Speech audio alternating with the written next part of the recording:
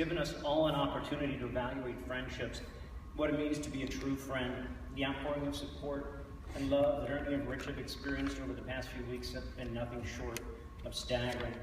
This type of love and support is something that I've never experienced before, and it's a testament to the bonds that Ernie developed so effortlessly over the course of his life.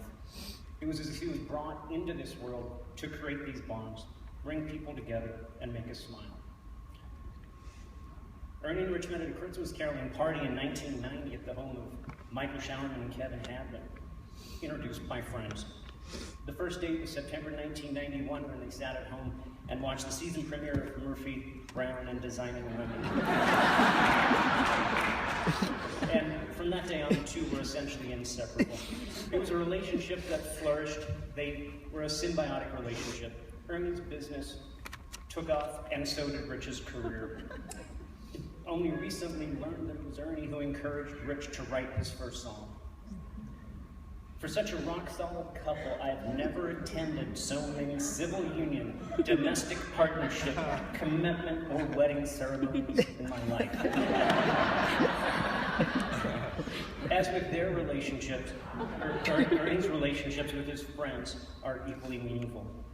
My wife Rainey and I first met Ernie and Rich at the Whistler Cooking School, also introduced by our dear friends Jason and Nicole Wilson.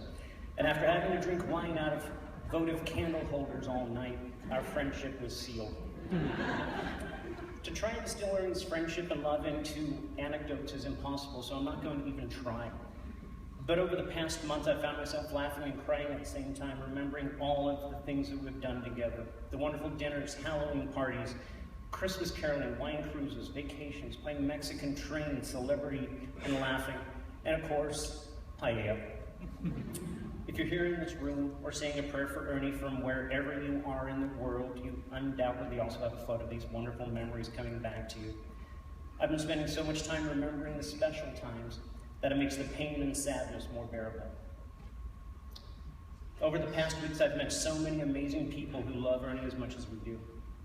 Some were close friends for years, others had just met him once or twice, but without exception, Ernie was loved and respected.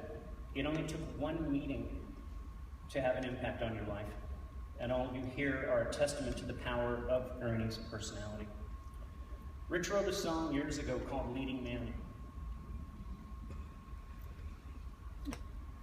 I don't know if Rich was thinking of Ernie when he wrote the song, but it seems like the leading man was with us all along. Ernie may not have had an imposing physical stature, but his presence in a room was huge. His love for Rich, his family and friends, was equally powerful. Rich, we know where the leading man was. We buried him.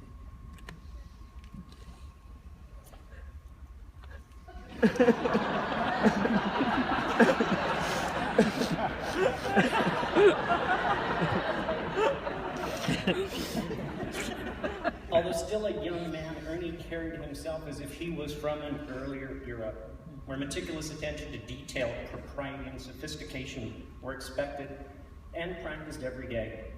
When wearing a suit and tie to dinner was as common as wearing a pair of jeans today. Where handwritten thank you notes and punctual greeting cards were the norm, and when everybody actually knew what RSVP meant. Ernie's handwritten calendar was kept in a monogrammed leather filofax that never left his side. And despite the weather, traffic, workload, or distance traveled, Ernie always managed to magically arrive 1 minute early. We would occasionally joke amongst ourselves, what would Ernie Pino do? What a great question. Ernie effortlessly offered to all of us a level of sophistication, culture, appropriateness, and comfort that's so rare. Whenever facing a challenging or difficult situation, all of us could ask the same question.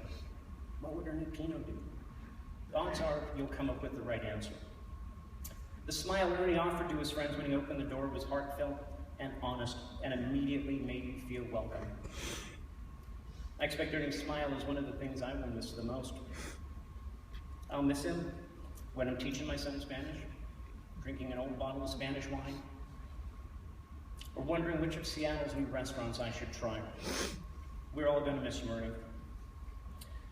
I was speaking a few weeks ago with Rich, as many of us have, of course, And Rich made one of the most heartfelt statements about his relationship with Ernie.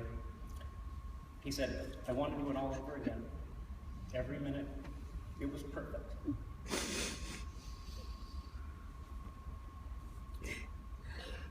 As all of his friends here contemplate our new lives without Ernie, we should say the same thing. We do it all over again. Every minute, it was perfect. With the suddenness of Ernie's passing, it's natural to want closure, but that's not really what I'm looking for. While I may seek understanding and acceptance for the loss of such a dear, kind and thoughtful friend, I'm not ready to close our book. Like every great novel, you never want it to end. Ernie's book was too short. I'm not ready to read the last chapter, so I won't.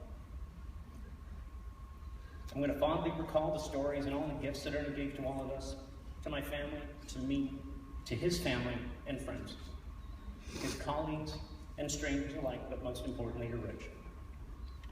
Ernie's legacy is the friendships he created, the enjoyment and happiness he brought to us, and how we are all better for knowing him.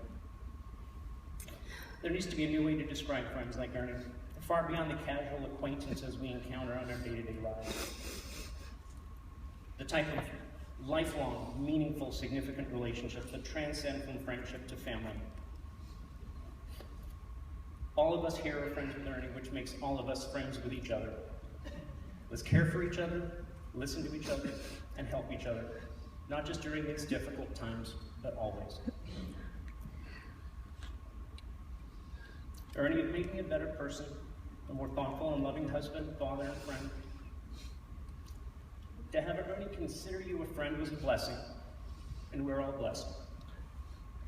Words can't begin to describe how much we'll all miss you, Ernie.